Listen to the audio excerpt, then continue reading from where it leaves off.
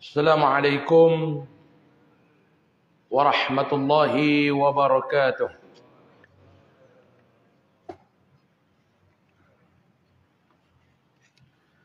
Bismillahirrahmanirrahim. Alhamdulillahi hamdan katsiran tayyiban mubarakan fih. Salawatullahi wa salamuhu ala an-nabiyyil karim wa ala alihi wa ashabihi ومن سار على نهجه إلى يوم الدين أما بعد. قال الله سبحانه وتعالى في كتابه الكريم: أعوذ بالله من الشيطان الرجيم بسم الله الرحمن الرحيم ومن أحسن قولا ممن دعا إلى الله وعمل صالحا وقال إنني من المسلمين. صدق الله العظيم. بسم الله ما شاء الله لا يسوق الخير إلا الله. بسم الله ما شاء الله لا يسرف السوء إلا الله. بسم الله ما شاء الله ما كان من نعمة فمن الله. بسم الله ما شاء الله لا حول ولا قوة إلا بالله العلي العظيم. ولا حول ولا قوة إلا بالله العلي العظيم. ولا حول ولا قوة إلا بالله العلي العظيم. أما بعد.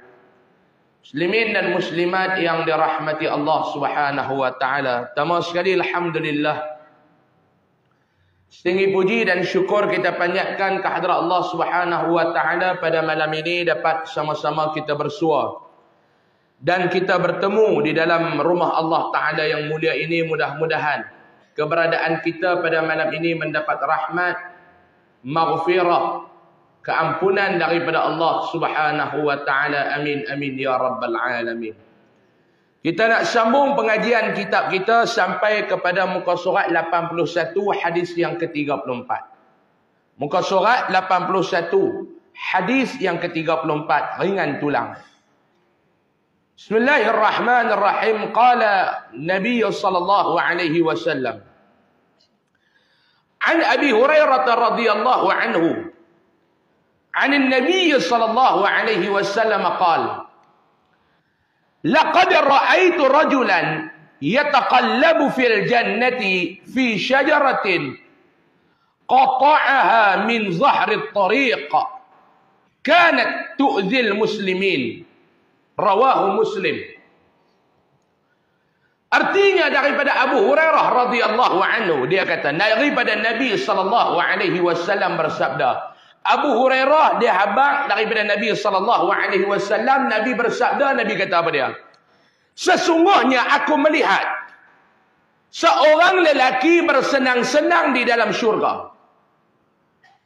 Dalam peristiwa Isra dan Mi'raj, Allah Ta'ala bawa Nabi berjalan ni tuan-tuan di antara Masjidil Haram ke Masjidil Aqsa. Lalu naik bertemu dengan Allah Subhanahu wa Ta'ala.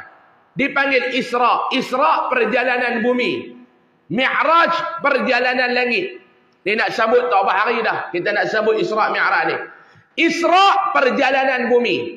Minal Masjidil Haram ilal Masjidil Aqsa. Yang tu Isra. Mi'raj perjalanan bumi. Perjalanan langit.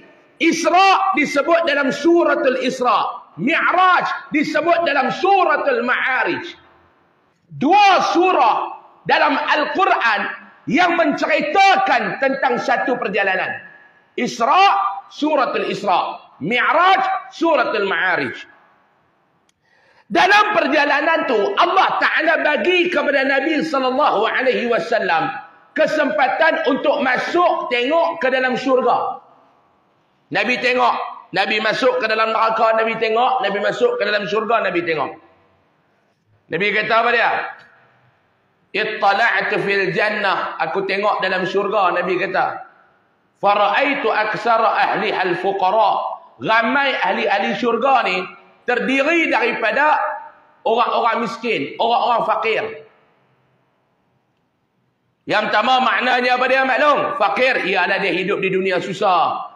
Tak ada tanggungjawab banyak berkaitan dengan harta. Sebab tuan-tuan, di akhirat kelak, di antara persoalan yang panjang kita nak jawab ni, antaranya apa harta? Min aina katasabahu wa fima anfaqah. Dia nak kena cerita dua. Kok mana hang dapat, kok mana hang belanja. Ada orang dapat halal belanja haram, ada orang dapat halal belanja halal. Ada orang dapat haram belanja halal, ada orang dapat haram belanja haram. Alang-alang nak haram, haram terus dia kata. Nak kena cerita banyak. Orang susah, kata pun tak ada. Betul tak? Motor pun harap pelari kedai. Tak bayar, Cina cari, dia tukar nombor pelik. Nak kena jawab bab motor tu lah satu. Lalu Nabi ketika mana Nabi masuk ke dalam syurga, Nabi tengok dalam tu maklum, ada satu orang lelaki yang bersenang lenang di dalam syurga. Nabi tengok laki ni bersenang lenang. Orang senang, hebat hidup. Kerana apa orang lelaki ni bersenang lenang dalam syurga ni? Kenapa dia tuan-tuan? Kerana Allah membalas perbuatan baiknya di dunia. Apa dia yang dia buat di dunia ni? Iaitu dia memotong sebatang pohon kayu yang melintang di atas jalan, yang mengganggu jalan-jalan orang Islam. Itu dia. Simple. Dia ni bukan buat benda besar, bukan dia duk pergi mengajak orang tiap-tiap malam. Dah. Lelaki ni bukan dia duk pergi mengajak orang, duk buka kitab, mengajak tiap-tiap malam. Masjid tu, masjid ni, masjid ni, masjid ni. Tak, maklum oi. Apa yang dia buat?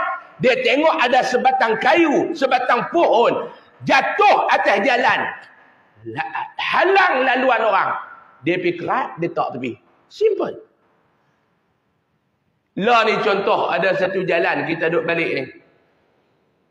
Jalan ni tuan-tuan, kita duduk balik rumah main masjid, balik rumah main masjid, balik rumah main masjid, balik rumah, balik rumah main masjid. Ada satu jalan yang duk lopak banyak, ada lopak banyak. Ada lubang banyak. Berlubang. Kereta jalan bengkok rim. Terjun dalam lubang tu. Spok rim kereta ni bengkok. Motor terjun. Hilang dengan motor dengan tuan dia sekali. Tiba-tiba tuan-tuan bukan ada apa. Tuan-tuan Menteri JKR ke? Dah. Tuan-tuan kontraktor dia buat jalan ke? Dah. Tak ada apa, maklum pun bukan ada apa. Jawatan dalam masjid pun tak ada apa. Jemaah biasa, main mengaji kitab orang tak bagi. Nak abang kata tak ada jawatan ni. Tiba-tiba maklum pergi order satu lori tar.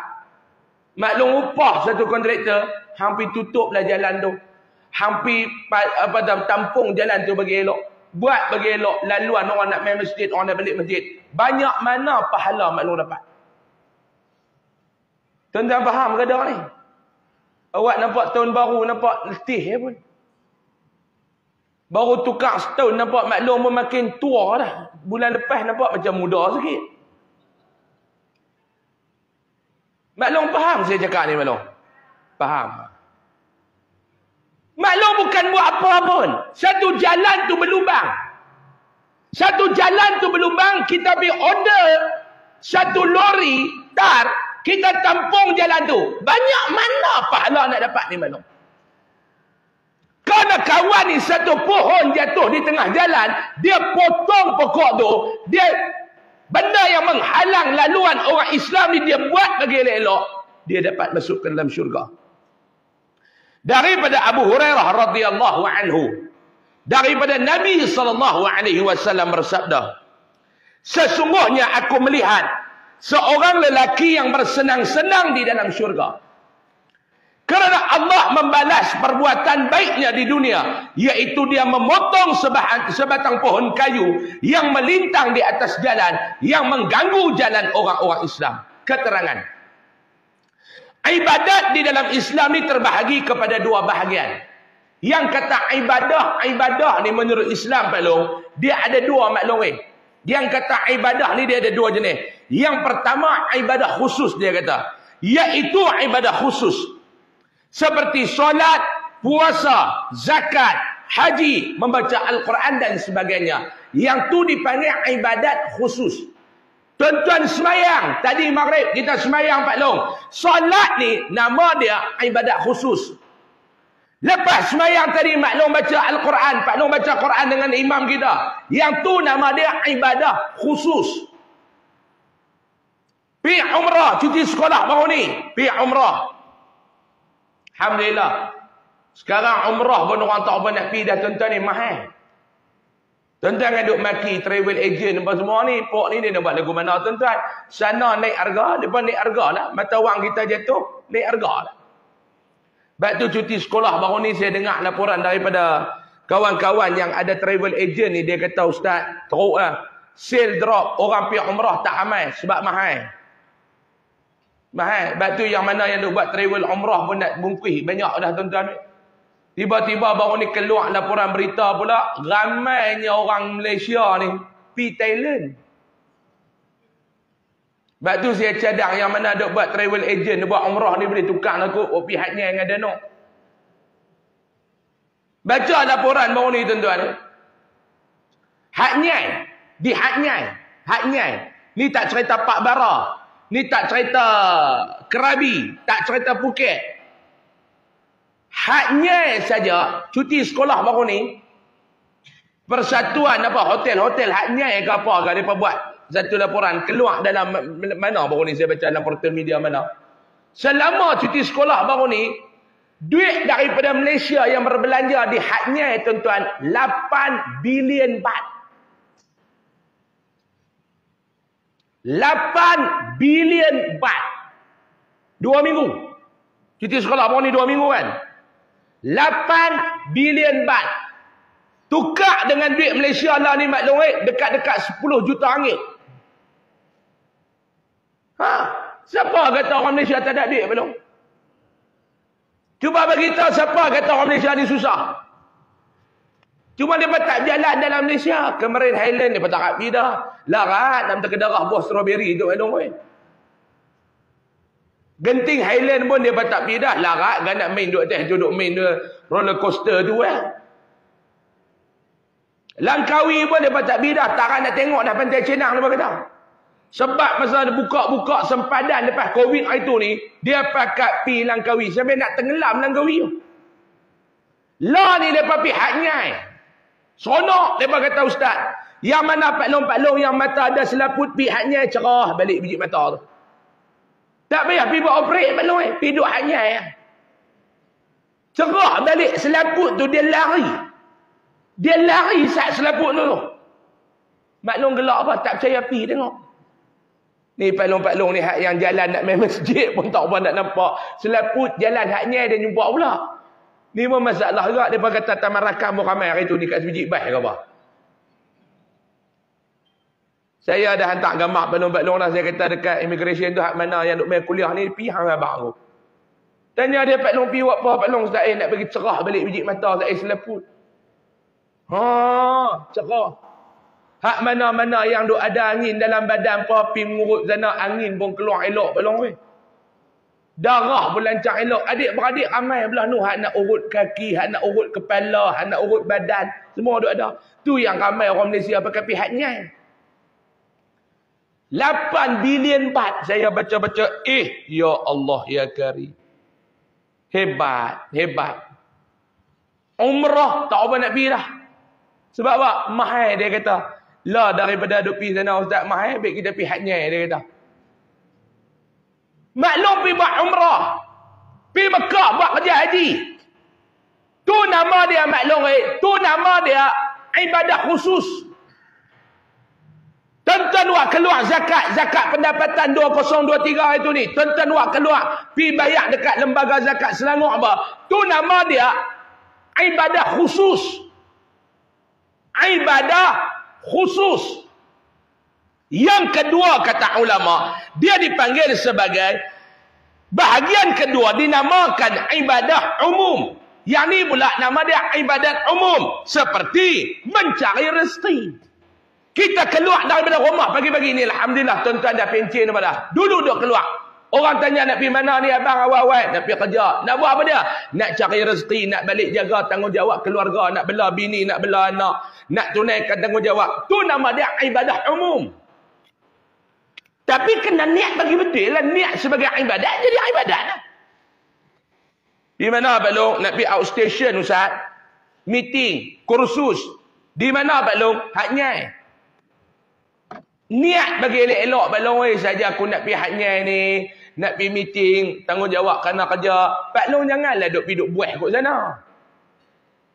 Ni orang minum banyak teh ais, Pak Long minum tiger, mampu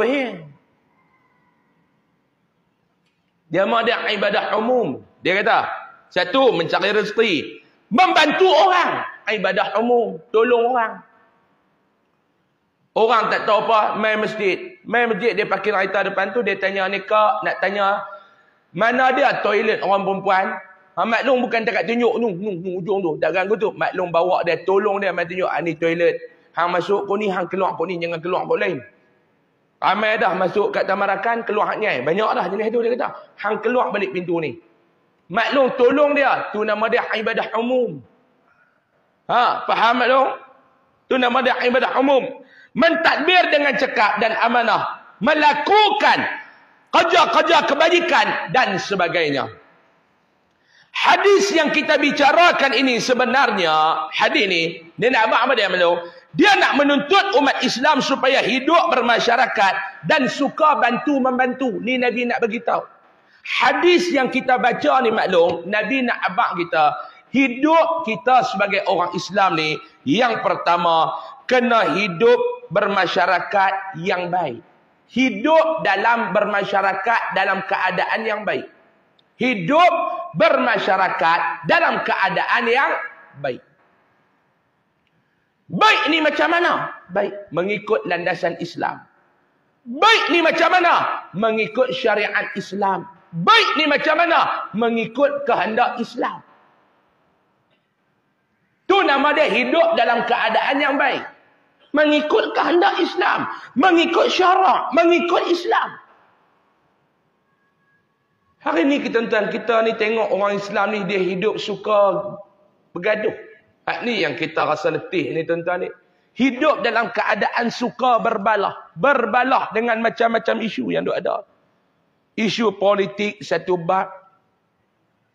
Balah. Dia ni sokong yang ni, kawan ni sokong yang ni, berbalah. Tuan-tuan tak bolehkah hidup jadi orang yang matang tuan-tuan? Perbezaan hidup ni tidak menjadikan ia sebagai pemutus kepada silaturahim. Memang Allah Ta'ala buat kita ni berbeza macam-macam. Berbeza bangsa. Berbeza warna kulit. Perbezaan itu memang, tuan-tuan, memang ia adalah suatu hakikat. Perbezaan ni benda yang biasa. Mana ada orang hidup sama? Tuan-tuan cuba tengok jari kita. Tuan-tuan cuba tengok jari kita. Mana ada sama? Dia kata, saya Alhamdulillah Zahir, sempurna awak. Jari saya sama panjang. Tu makna hang cacat. Jari mana ada sama panjang? Dia ada yang pendek. Yang paling pendek nama dia ibu jari. Atas pada ibu jari, ni nama dia jari telunjuk. Yang tengah ni nama dia jari fak. Yang ni jari manis. Yang ni jari kelingking. 5. Maklum, walaupun dia ni paling pendek maklum, tapi dia ni lah paling bermanfaat. Kita nak cop apa semua orang guna ibu jari. Mana ada orang kata jari fak dicop, tak ada. Ibu jari. Nak keluar negara, cop ibu jari tuan-tuan ni dekat immigration. Dia tak maklum? Cop ibu jari dekat immigration. Mana ada orang cop jari telunjuk, tak ada. Ibu jari. Tuan-tuan cuba tengok, kerana perbezaan ni, jari kita ni tuan-tuan, tangan kita jadi kuat. Tangan kita ni jadi kuat ni kerana apa dia? Kerana perbezaan ni, ada yang tinggi, ada yang rendah, ada yang ni. Ni dia. Ni dia. Nak abang kata perbezaan, kalau kita pandai urus dia, kita akan jadi kuat. Faham tak saya nak abang? Perbezaan, kalau kita pandai mengurus tadbir dia tuan-tuan, kita akan jadi orang yang kuat. Kita bagi hayun kuat. Ni dia, bagi. Sebab kita kena pandai urus tadbir perbezaan. Hari ini kita ni, perbezaan menjadi asas kepada perbalahan. Yang ni tak mau tuan-tuan. Kerana kunut subuh kita nak gaduh. Kerana tahlil arwah kita nak berkelain. Kerana Yasin malam Jumaat kita jadi berperang. Kenapa dia tuan-tuan? Tuan-tuan cuba tengok dalam sosial media pula tuan-tuan ni. Nak tengok realiti kehidupan, tengok sosial media. Bergantung ni tak tahu nak apa.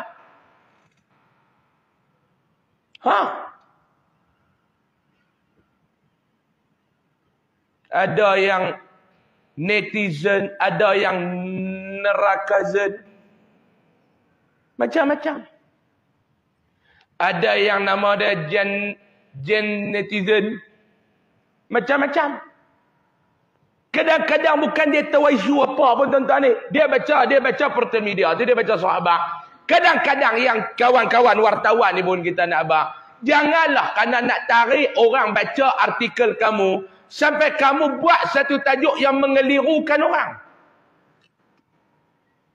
Sebab apa saya kata lagu tu? Sebab ramai dia orang kita ni, dia baca tajuk, dia buat ulasan. Setuju ke tak tuan-tuan? Setuju ke tak Melo? Dia baca tajuk ya, dia buat ulasan. Kalau kita tekan link tu, kita baca, lain cerita dia. Ni dah tajuk. Tajuk tu. Atuk rogol cucu. Dia maki dah bodoh tok ni, tok wan ni tak guna tok ni. Tua nak mampuih dah. Cerita dia lain tuan-tuan ni. Cerita dia lain. Bila kita buka, lah rupanya budak ni cerita dia pernah mimpi tok wan dia rogol dia. Hak tok wan dia kena maki pria tu. Sekerak Malaysia maki tok wan dia, pria. Berapa ramai orang macam tu tuan-tuan. Dia tengok tajuk, dia buat ulasan. Dia tengok tajuk, dia dah bagi penghakiman. Ni masalah. Jaga maklum oi. Jaga. Hidup kita ni kena aman damai. Sebab tu Nabi nak ajar kita. Daripada hadis ni Nabi nak kata pada dia, kamu hidup mesti dalam keadaan rukun dan damai. Jangan berpecah. Walau apa pun yang berlaku. Bergaduh, jangan. Berpecah, jangan. Hidup dalam keadaan aman dan damai. Kita tidak tahu amalan apakah yang akan menyelamatkan kita daripada api neraka. Sebab kita tak tahu. Tuan-tuan, saya nak tanya tuan-tuan, agak-agak dalam hidup tuan-tuan ni amalan apa yang tuan-tuan buat dalam masuk syurga? Agak-agak. Saya rasa Ustaz semayang saya kot akan membuatkan saya ni masuk dalam syurga. Betul belum? Semayang. Agak-agak dengan semayang yang cukup nak masuk syurga. Agak-agak lah. Berdasarkan kepada kualiti solat kita. Berdasarkan kepada kualiti solat kita. Agak-agak kita boleh masuk syurga tak dengan solat? Agak-agak. Faham tak lo? Lepas pencen baru cukup 5 waktu. Dulu ke dia duk pegang mazhab Allah faham. Ni akak tak semayang lagi ke akak? Tak apa Ustaz, Allah pun faham saya ada meeting. Tu nama dia mazhab Allah faham. Dia dalam dunia ni dia ada 4 mazhab, campur mazhab tak. Yang mazhab Mu'tabar, Syafi'i, Hanbali, Maliki, Hanafi. Di Malaysia dia tambah pula satu lagi, Googly. Apa dia tak tahu, semua ada Google. Lepas tu dia mula jadi mufti. Dia tak faham apa dia Google, lepas tu dia jadi mufti. Dia tak tahu dalam dia Google tu apa dia yang dia baca pun tak tahu. Ni saya nak pesan dekat tuan-tuan ni, kalau tak faham bab agama, rujuk kepada ahli dia. Fas'alu ahla dzikri in kuntum la ta'lamun. Kalau tak tahu, rujuk kepada orang yang tahu, orang yang reti, supaya kita ni tak sesat di dalam membuat keputusan. Jangan kita tak faham Google, tak faham Google. Ni mazhab al-Googly.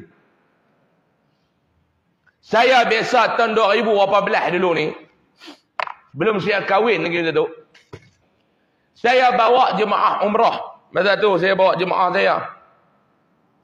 Ada cikgu ni dia bawa pencen, lelaki bini. Dia duduk di Mekah, dia duduk Google lah amalan-amalan utama yang nak kena buat di tanah haram ni. Malam tu dia duduk dalam bilik, dia duduk Google. Esok lepas mayang subuh, breakfast, dia jumpa saya dekat tempat makan tu, dekat tempat makan dewan makan tu. Dia kata, Ustaz, Saya ada baca semalam sikit lah. Saya duk buat study ni Ustaz. Ya. Duk baca lah amalan-amalan utama yang kita kena buat waktu kita duduk di dua tanah haram ni Ustaz. Saya duk baca. Lepas tu cikgu jumpa je nak. Oh banyak Ustaz jumpa. Antaranya dia kata kalau siapa yang dapat kencing dekat perkuburan Baqi', pahala besar. Saya kata cikgu baca tak nak, baik baca. Antaranya siapa yang dapat ludah, yang dapat kencing dekat perkuburan Baqi' ni, pahala besar. Buka-buka tuan-tuan, hak tulis itu orang Syiah. Sebab tu jaga Pak Long, oi. Jangan duk kira baca Google. Fas'alu ahla dzikr.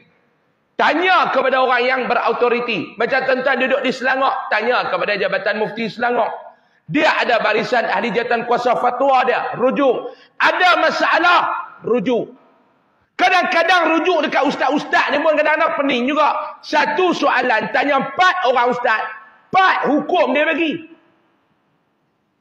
Kalau ustaz nak ambil jalan selamat, yang ni nak buat pun tak apa, tak buat pun tak apa. Hal lagi pening. Lah nak buat ke tak buat ustaz? Nak buat pun tak apa, tak buat pun tak apa. Tak, saya nak buat ke tak buat ustaz? Nak buat pun tak apa, tak buat pun tak apa. Ustaz cuba habang satu. Buat ke tak? Nak buat pun tak apa, tak buat pun tak apa. Pening. Tanya satu lah, maklum. Tanya satu soalan. Ustaz, saya nak tanya ustaz sikit. Ada apa? Saya, kaki saya ni ustaz, dia menanah, cekam. Bila saya semayang, saya sujud, dia kepak-kepak jari tu ustaz. Nanah tu pecah. Bila pecah, batal tak batal semayang? Ada pandangan kata batal, ada pandangan kata tak batal. Tak kepenin tuan-tuan. Dah ustaz, batal ke tak batal? Itulah ada yang kata batal, ada yang kata tak batal. Dah lah saya nak tanya ustaz, ustaz pegang yang mana? Batal ke tak batal?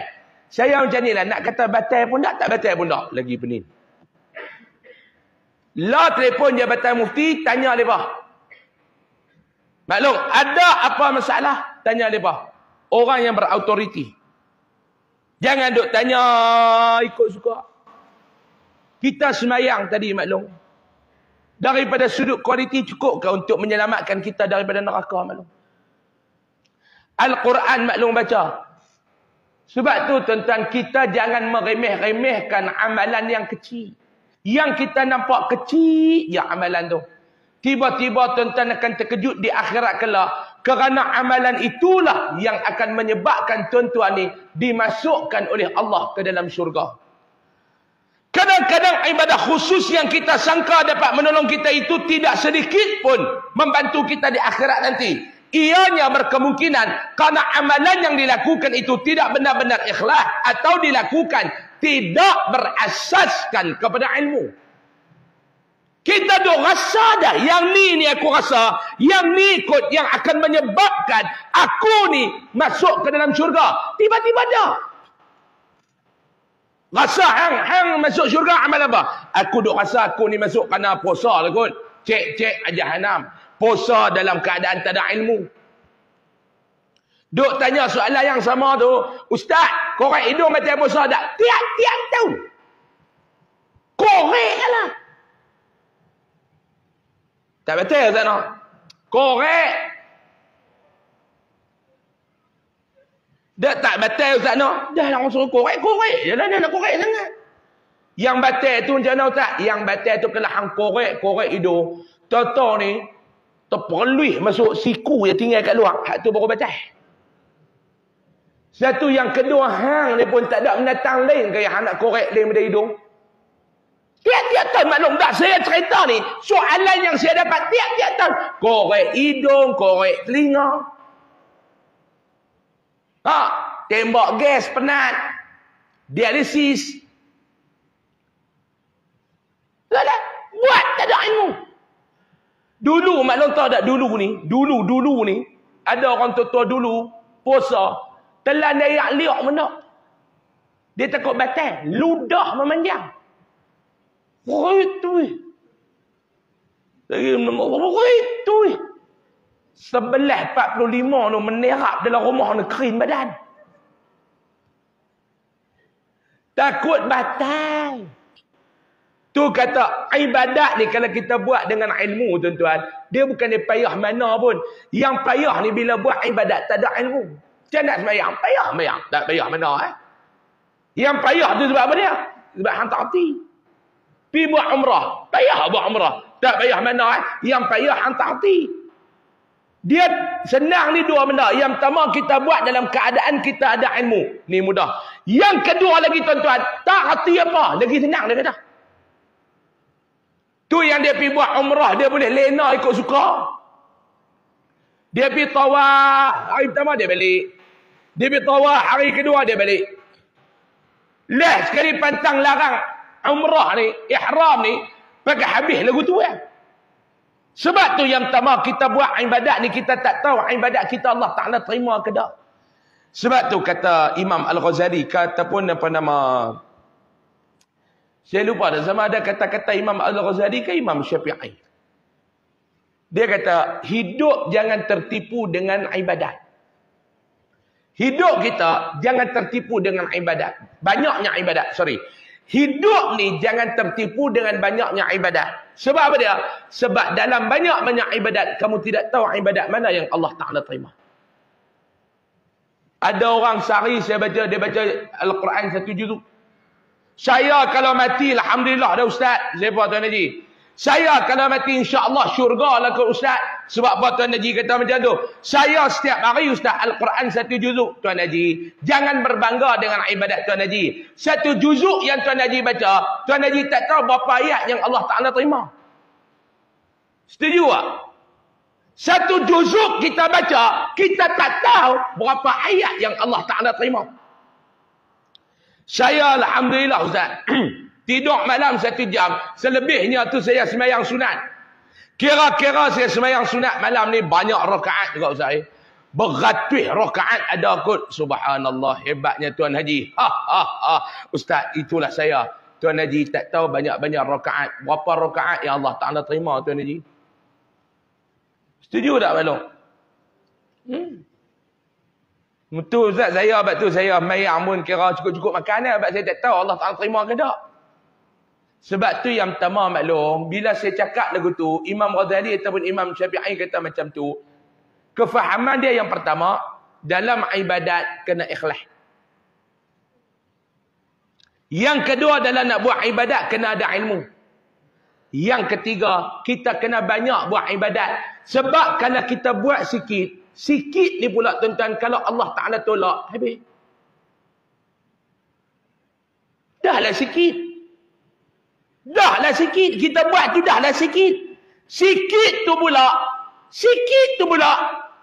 Tiba-tiba Allah Ta'ala tolak. Banyak mana yang terima?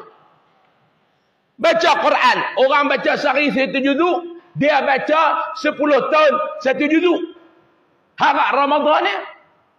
Tiba-tiba Allah Ta'ala tolak-tolak, tinggal banyak mana Siapa tahu barangkali kerja-kerja sosial yang kita lakukan di dunia ini dengan penuh semangat dan ikhlas, seperti membantu kenduri kendara dan gotong royong, itulah yang mampu membantu kita sampai ke syurga. Kita tak tahu apa dia ustaz. Yang kita duk buat kerja-kerja sosial ni lah maklum, gotong royong, pergi bantu rumah kenduri, tiba-tiba yang tu ikhlas, yang tu yang akan membawa kita masuk ke dalam syurga. Kita tidak tahu. Hadis ke-35. Saya nak baca malam ni sampai hadis ke-36. Lepas tu saya nak berhenti tuan-tuan. Tak lama. Masuk Isya pukul berapa? 8.32. Lebih kurang 8.32 kita berhenti azan, lebih kurang 8.45 kita berhenti Jadi ngaji pada lama-lama dengan maklum. Mengarut. Kalau dia nak faham, dia faham banyak lah. Ambil hadis yang ke-36 dulu. Sekali kita baca hadis ke-35. Sebab hadis 36 dia ada kaitan dengan hadis 34 tu. An Abi Hurairah radhiyallahu anhu. Anna Rasulullah sallallahu alaihi wasallam qala: Bainama rajulun yamshi bi tariqin ishtadda alaihi al-'atashu فوجد بئرا فنزل فيها فشرب ثم خرج فإذا كلب يلحث يأكل الثرى من العطش. فقال رجل: لقد بلغ هذا الكلب من العطش مثل الذي كان قد بلغ مني. فنزل البئر فملأ خفه ماء ثم أمسكه بفيه حتى رقي فسق الكلب. فشكر الله له فغفر له فأدخله الجنة. قالوا: يا رسول الله، إن لنا في البهائم أجرا؟ فقال: في كل كبد رطبة أجر، أو كما قال. رواه البخاري. Hadis sahih riwayat Imam Al-Bukhari. Artinya daripada Abu Hurairah radhiyallahu anhu, dia berkata, sesungguhnya Rasulullah sallallahu alaihi wasallam bersabda, ketika seorang lelaki sedang berjalan di satu jalan, Nabi kata ada satu orang lelaki ni, Nabi kata satu hari dia berjalan, di dalam perjalanan dia terasa sangat dahaga akan air, dia rasa haus. Kalau orang Kedah kata dia rasa lapar air. Dia duduk jalan-jalan, dia haus, dia dahaga, dia lapar air. Kemudian dia mendapati ada sebuah telaga. Dia tengok-tengok dekat kawasan tu ada telaga. Dia terus turun ke dalam telaga itu. Setelah puas meminum air daripada telaga itu, dia pun keluar. Dia masuk dalam telaga ni, maklum dia minum. Telaga orang Arab. Telaga orang Arab ni, dia bukan macam telaga orang Melayu. Dia boleh masuk, dia ada tempat. Dia minum. Dia minum. Sampai kenyang. Sampai hilang dahaga. Sampai hilang haus. Dia pun keluar. Ketika keluar daripada telaga, dia keluar daripada telaga tu, dia melihat seekor anjing yang sedang menjilat-jilat tanah kerana terlalukan dahaga. Tu dia. Dia keluar, dia tengok ada seekor anjing. Anjing ni pula maklum duk jilat tanah. Duk jilat tanah. Jilat tanah tu dua sebab. Yang pertama lapar, yang kedua dahaga. Anjing. Anjing ni maklum, lidah bukan benar duk dalam, duk kat luar sedia. Anjing. Dia tengok-tengok anjing. Anjing maklum najis mughalladhah. Anjing dengan babi, dua ekor tu, termasuk dalam najis berat. Dia tengok anjing ni dahaga. Lelaki ini berkata, dia pun tengok-tengok, dia kata dia, sesungguhnya anjing ini dahaga seperti mana aku juga tadi dahaga. Dia tengok-tengok, dia kesian. Allah Ta'ala bagi perasaan belas kasihan di dalam hati dia. Dia tengok-tengok anjing ni, dia sedih. Allah. Sebab tu maklum, kita orang Islam ni, dalam mazhab Imam Syafi'i ni, anjing ni termasuk dalam binatang yang dikatakan najis mughalladhah. Di sana ada ulama membahaskan ada beberapa hal keadaan yang membolehkan kita ni membelah anjing. Pertama, kita ni ada dusun. Dusun kita besar. Dalam dusun kita ada binatang ternakan. Kita ambil anjing belah supaya anjing tu menjaga ternakan kita. Di situ perbahasan ulama membahaskan sampai lumat membolehkan. Contoh, maklum ada belah kambing. Kambing maklum belah dalam suatu tanah. Tanah ni pula dalam. Ada pula di situ ni menatang-menatang hak buah-buah duk mat. Maklum pun belah anjing untuk menjaga keselamatan. Belah ayam contoh, ayam tu pula musang duk ke darah. Mula hari ni beli ayam satu reban, tengok-tengok esok tinggal reban ayam tak ada, musang terbelah. Belah anjing. Anjing pula. Ataupun nak jaga daripada orang mai curi binatang kita. Ada penyamun perompak nak mai ada ambil binatang kita ni, nak ambil kambing kita. Anjing tu au. Ada. Nak belah bangla tak ada duit, belah anjing. Nak belah orang jaga tak ada duit, nak belah tu kena bayar pula. Jaga tu pula sehari dia ceh pula 120 jenuh. Dia kata lah kali duk belah kambing duk bayar gaji bangla tu ya Ustaz. Abuh anjing. Au. Tapi hang kena belajar cara nak jaga anjing tu lagu mana. Ni hang pula duk peluk anjing tu metak belakang motor tu bawa pergi makan kali. Jangan. Islam tak bagi lagu tu. Kena belajar. Sekadar mana had yang boleh bela anjing tu. Tuan-tuan kalau bersentuh dengan dia. Dia basah ke tuan-tuan basah bersentuh. Kena buat apa? Nak sama pula kena belajar lagu mana? Tu kena belajar. Bukan sah-sah pergi beli anjing balik metak lautan. Jaga. Sebab apa Islam tak bagi? Dia najis mughalladhah. Sebab apa mughalladhah? Ada sebab yang Islam tak bagi itu. Ada kuman dekat badan dia ke apa? Ada lah tuan-tuan. Dia kata saya tak bela anjing. Kalau boleh lah Ustaz try baca dengan kita. Kalau saya bela binatang apa saya nak bela babi Ustaz letak dalam dusun tu. Anjing dia tak mau. Ada juga tuan-tuan. Ada orang kita dia tengok babi dia berkenan. Dia tu kenan tengok babi. Dia kata Ustaz sebab tu kereta saya semua saya bubuh pink babi. Kereta warna pink babi, motor warna pink babi, baju warna pink babi, semua pink babi. Dia minat semua dengan babi tu. Ada dia kata tengok babi tu Ustaz so cute. Hang ni gila ke apa? Bela anjing. Anjing ni malu. Dia tengok anjing tu. Hamba Allah ni, Syekh ni, dia tengok anjing tu, dia kata Allah, kesiannya anjing ni. Mesti dia lapak macam mana aku lapak tadi, dia kata. Dia dahaga macam mana aku dahaga. Lalu laki tu buat apa dia?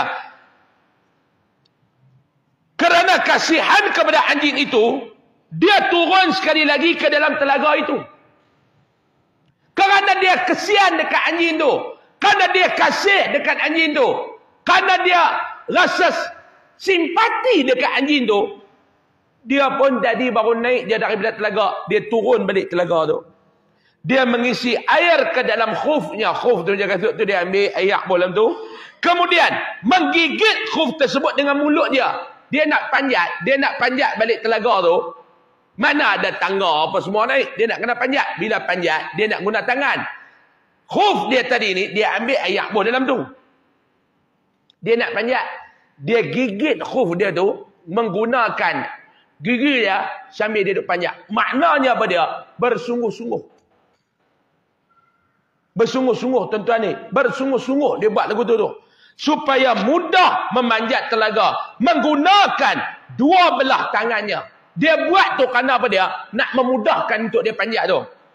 Kemudian dia memberi minum kepada anjing tu. Dia ambil kasut tu dia bagi minum. Kemudian sifat penyayangnya itu, Allah mengampunkan dosanya dan memasukkan ia ke dalam syurga. Subhanallah. Dia kasih akan anjing. Tuan-tuan, waktu kita ni diajar kepada kita ni, kena ada sifat kasih sayang. Kita tak payahlah buat begitu tuan-tuan ni, kita pergi kedai makan.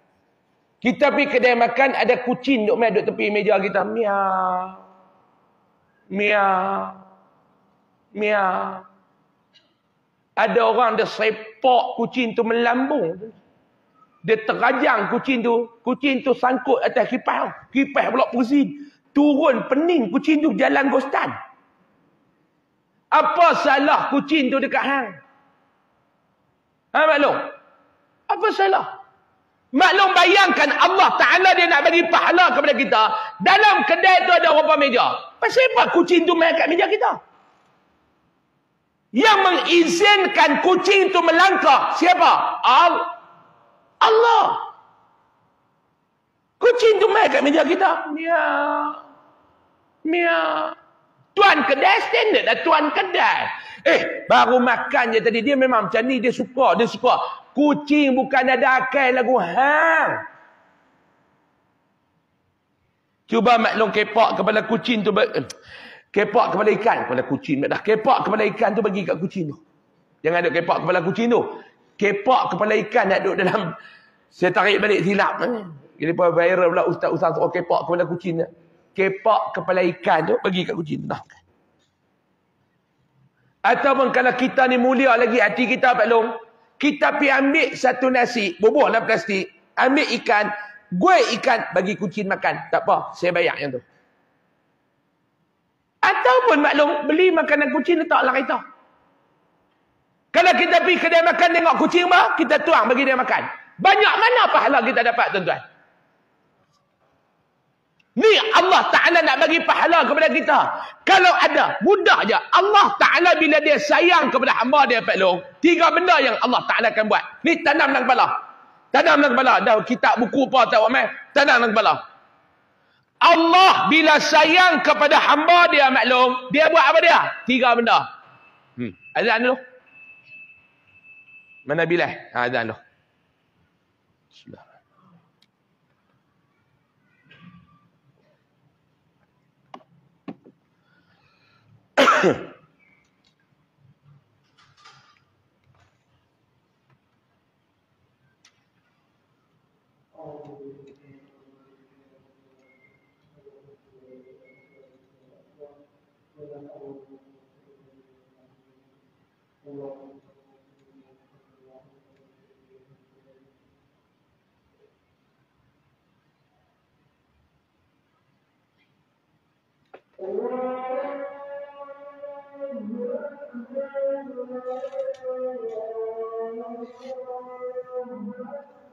Allahu Akbar, Allahu Akbar.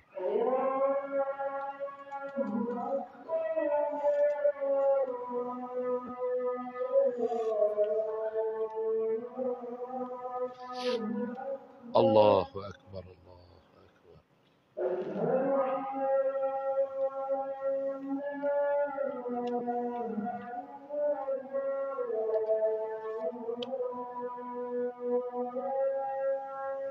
أشهد أن لا إله إلا الله.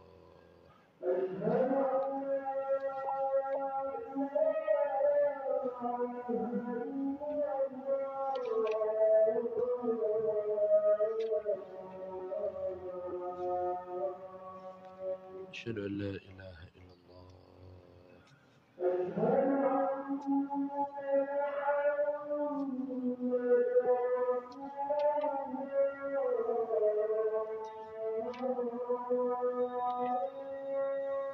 أشهد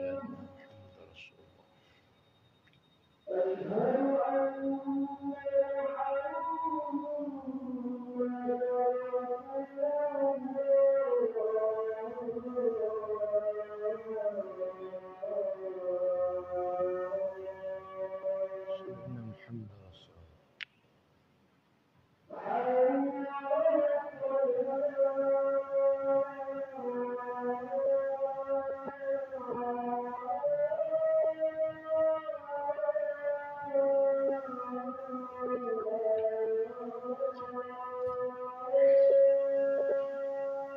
لا حول ولا قوة إلا بالله العلي العظيم.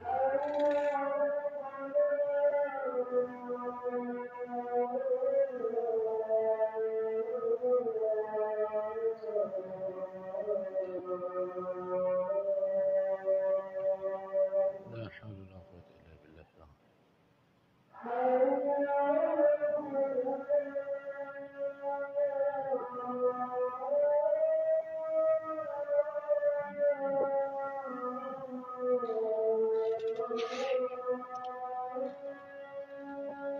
لا حول ولا قوة إلا بالله.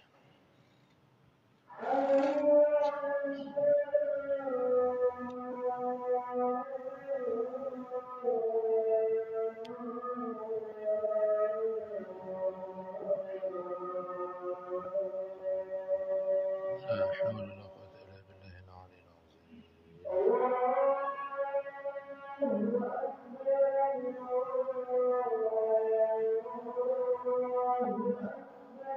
الله أكبر، الله أكبر.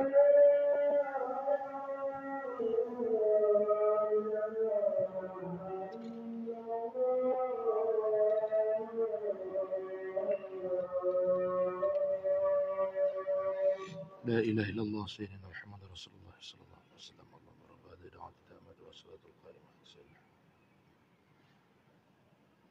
Bismillahirrahmanirrahim. 10 minit lagi boleh tuan-tuan? Boleh tuan-tuan? Tuan-tuan setuju saya sambung, tak setuju kita berhenti. Boleh tak? Baik. Maklum, Allah Ta'ala bila dia sayang kepada hamba dia bagi 3 benda. Tanam dalam kepala tuan-tuan saya nak bang. Tuan-tuan jangan duk kata ustaz saya ni sihat tu yang Allah Ta'ala sayang saya. Tak, Pak Long. Fir'aun tak pernah sakit. Dalam hikayat menceritakan Fir'aun ni batuk benda. Jangan duk cerita panau, jangan duk cerita korap, jangan duk cerita kencing manis, gaut. Tak, batuk benda. Dalam hikayat ada menceritakan Fir'aun tak batuk. Makna dia apa dia Pak Long? Maknanya Fir'aun tak isap rokok. Adakah kerana kita tak sakit tu maklum kita nak kata Allah Ta'ala sayang kita? Belum tentu maklum. Saya ni alhamdulillah tak ada masalah apa. Tu tanda Allah Ta'ala sayang saya. No. Tak maklum weh. Tak. Baik, Allah Ta'ala sayang kita dia bagi 3 benda. Yang pertama disebut oleh Imam An-Nawawi rahimahullah. Allah Ta'ala bila sayang kita, yang pertama Allah Ta'ala bagi kita ni faham agama. Ni yang pertama. Allah Ta'ala bila dia sayang kita maklum, dia bagi kita faham urusan agama. Tu tanda Allah sayang kita. Pak Long duk main mengaji malam-malam. Tengok dekat luar sana, mereka buat satu jadual penuh 30 ustaz. Tu 30 kepala tu, ustaz-ustaz tu bukan muka-muka wanted, tu ustaz-ustaz. Ada orang dia tak nak main masjid, dia tengok-tengok tu, dia kata ni siapa ni? Ni muka wanted ke? Tak, kami bukan duk curi duit tabung surau masjid maklum. Tu ustaz-ustaz. 30 malam maklum duk main mengaji. 30 malam maklum duk main menadah kitab. 30 malam Pak Long duk pasang telinga. Ustaz duk mengajar. Pak Long, tu tanda Allah sayang kita. Amin. Ya Rabbal Alamin. Ni main mengaji ni. Penyakit macam-macam duk-duk ni. Ciman ni. Tengok mata pun tahu ni kencing manis tinggi. Mangkit tengok Pak Long, pungkuk pun tak ada. Tu tanda kencing manis teruk Pak Long. Kencing manis ke darah, pungkuk telur masuk dalam. Bukannya sihat Pak Long tu, kaki tu macam-macam duk rasa dah tu. Kena dekat sejam bersila 2 kali dah tarik mengkarung. Bukannya sihat Ustaz. Oi, tu yang kami sekali-sekali melunjuk. Saya ni duduk atas kursi maklum. Kelaku maklum Pak Long ni saya tengok ke semua. Mula dia duduk betul kita tu. Lepas tu dia pusing kot tu, dia suar kaki kot tu. Sekejap lagi dia tarik kaki duduk belakang lagu tahiyat akhir Allah. Sebab apa? Tarik mengkarung tu. Dengar. Sakit. Tapi maklum duk main mengaji. Tanda Allah Ta'ala sayang. May yuridillahu bihi khaira yufaqihu fid din. Allah bila dia nak hamba dia tu jadi baik, Allah akan bagi hamba tu faham dalam urusan agama. Mudah-mudahan kita tergolong dalam golongan yang Allah Ta'ala sayang. Amin. Ya Rabbal Alamin. Ni yang pertama maklum. Bila Allah sayang kita, dia akan bagi kita faham dalam urusan agama. 2. Allah bila dia sayang kita Pak Long, yang kedua, Allah Ta'ala akan bagi kepada kita ni musibah, ujian.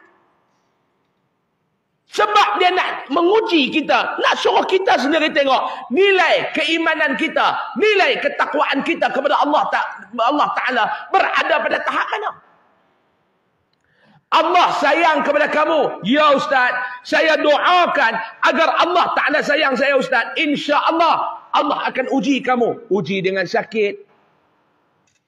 Uji dengan sakit. Sebab tu orang, bila ada orang yang iman dia hebat, yang nilai takwa dia hebat, bila Allah Ta'ala uji dia, dia sebut Alhamdulillah. Bila Allah bagi nikmat kepada dia pun, dia sebut Alhamdulillah. Alhamdulillah. Syukur. Sebab kita bukan tahu apa yang Allah Ta'ala bagi kepada kita, ada sama baik ataupun tidak. Sebab tu kata ulama' maklum, Imam Ghazali kata, setiap pemberian Allah kepada hamba dia itu, semuanya ada kebaikan. Sama ada kebaikan itu dipandang dan nampak oleh mata hamba ataupun tidak. Boleh saya nak cerita ada satu kisah yang berlaku zaman dulu. Boleh tak? 5 minit lagi kita berhenti. Jangan dia buat muka macam nak mati ke tu. 5 minit lagi kita berhenti. Maklum, dulu ada seorang raja. Dalam hikayat menceritakan. Sama ada dalam kitab Tanbihul Ghafilin ataupun Jauharul Mauhub, ataupun Tanwirul Qulub. Salah satu daripada tiga ni saya biasa baca. Saya tak ingat dalam kitab mana. Zaman dulu ada seorang raja. Raja ni dia ada orang kanan dia. Orang kanan dia tu bernama Syukri. Hamba yang bersyukur. Sesuai dengan nama dia, si Syukri ni dekat mulut lidah dia senantiasa perkataan yang keluar, yang diucapnya adalah Alhamdulillah. Apa jadi? Alhamdulillah, Alhamdulillah, Alhamdulillah, Alhamdulillah. Syukri ni orang kanan raja. Raja ni di antara dia punya hobi dia memburu. Dia minat sungguh memburu raja ni. Dia minat sungguh-sungguh. Bukan main-main. Sungguh-sungguh dia minat. Dia kerja buru ya. Memang dia minat memburu. Raja ni. Bila dia pergi memburu, Syukri ni akan teman dia. Dia pergi memburu, kena pun Syukri pun tengok-tengok pergi memburu, kena. Rusak. Kena yang kelia-kelia kancil. Alhamdulillah. Alhamdulillah. Alhamdulillah. Syukri ni. Ada hari pergi memburu, haram tak dapat apa. Dia pun Alhamdulillah. Alhamdulillah. Dapat binatang pun Alhamdulillah. Tak dapat apa pun Alhamdulillah. Tak apa. Nak dijadikan cerita. Satu hari raja ni pun memburu. Kena. Bila kena, raja ni dia duk pergi buka, apa nama tu lah. Bila dia jerat dia tu, raja ni duk pergi buka. Buka jerat. Jari raja ni tertikam satu benda tajam. Tertikam. Sakit ni tak tahu. Sakit. Tak tahulah raja tu ada kencing manis kot. Mungkin jadilah. Tapi dalam kitab tu tak cerita lah raja tu ada kencing manis ke kot. Sakit ni tak tahu nak apa. Syukri ni pun luar balik jumpa dengan tabib raja. Doktor ni pun kata, tuanku, teruk ni kecederaan tuanku ni. Tak boleh.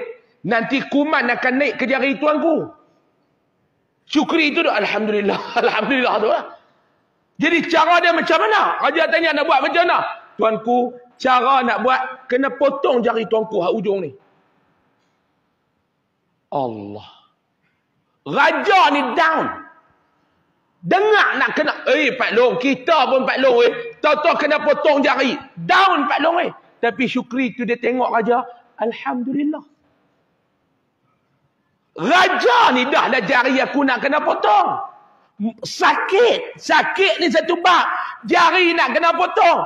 Hang pula duk Alhamdulillah, Alhamdulillah, Alhamdulillah. Raja ni dia marah, dia murka. Dia panggil ketua polis negara. Dia titah kepada ketua polis negara. Penjarakan Syukri. Itu dia. Ni, hampir penjara dia ni. Alhamdulillah tak berhenti. Pergi penjarakan dia. Jari raja pun ujung tu kena potong. Syukri ni pun kena bubuh dalam penjara. Sumbat dalam penjara. Bila disumbat Syukri ni masuk dalam penjara, sampai raja ni pun dah lega, raja ni pergi memburu balik. Pergi memburu seorang-seorang. Dia tak ada siapa nak teman. Dia suka dengan Syukri dia. Dia pergi tinggal, dia suruh bodyguard dia tinggal dia luar hutan. Hampa tunggu tadi aku masuk, dia pergi memburu. Dia pun memburu. Masuk maklum dia jumpa dengan sekumpulan orang asli. Orang asli tu. Orang asli tu bukan beragama Islam. Lepa dia pun tengok, lepa bukan kenal raja apa, lepa duduk dalam hutan. Lepa tak kenal raja ke apa. Tapi dia tengok orang segak, muka putih, apa semua, lepa ni pun ra'i. Raja ni pun seronok bila dia dira'i. Lepa bawa raja ni balik ke perkampungan lepa, lepa jamu raja ni makan, raja ni pun makan sungguh-sungguh sedap. Tiba-tiba raja ni rasa tak sedap hati. Dia tengok ada satu kawah yang sedang dipanaskan air yang menggelegak. Raja ni kata pelik dah ni. Habis makan, orang asli ni pun main rapat, ikat raja ni. Lepas nak sembelih raja tu, lepas nak rebuih raja ni dalam air tu, nak masak untuk dijadikan makanan kepada Tuhan mereka. Kepercayaan mereka macam tu. Bila mai duk tangkap. Tangkap. Nak sembelih dah. Tengok pedang bukan main panjang. Nak pancung aja. Tiba-tiba ada satu orang yang duk ikat aja. Dia tengok-tengok jari kudung. Orang asli ni pun kata dekat tuan dia. Tak boleh tu. Tak boleh sembelih. Tak boleh masak dia ni. Cacat. Orang ni cacat. Mana boleh kita nak persembahkan juadah kepada Tuhan. Sedangkan lauk yang Tuhan nak makan tu cacat. Tak boleh. Kerana cacat tu, raja ni tak dijadikan sembelih. Mereka bebaskan raja tu. Allah. Lompat lari balik raja. Sampai dekat istana. Dia suruh ketua polis negeri ke negara tu ke. Buat keluar balik Syukri tu. Bebaskan Syukri tu daripada penjara. Mai panggil menghadap aku. Syukri tu mai standard lah. Alhamdulillah. Alhamdulillah. Raja kata, hang diam sat. Aku nak cerita kat hang. Hang tahu dah aku pergi memburu. Aku ditangkap oleh orang asli. Mereka nak rebuih aku. Mereka nak masak aku. Nak jadikan juadah. Mujuk jari aku kudung. Mereka tak jadi. Syukri tu pun Alhamdulillah. Alhamdulillah. Syukri tu kata. Raja ni kata, tak apalah Syukri. Aku pun silap lah. Penjara hang. Lah ni aku bebaskanlah hang Syukri daripada penjara ni. Hang mailah duduk dengan aku balik. Syukri tu pun Alhamdulillah. Alhamdulillah. Kena bebas. Bila tu habis. Lepas tu raja ni duk heran tengok Syukri tu. Duk Alhamdulillah ni tak berhenti-berhenti. Raja ni pun heran. Hei Syukri. Pasal apa yang hang ni mulut hang duk Alhamdulillah. Alhamdulillah ni tak berhenti.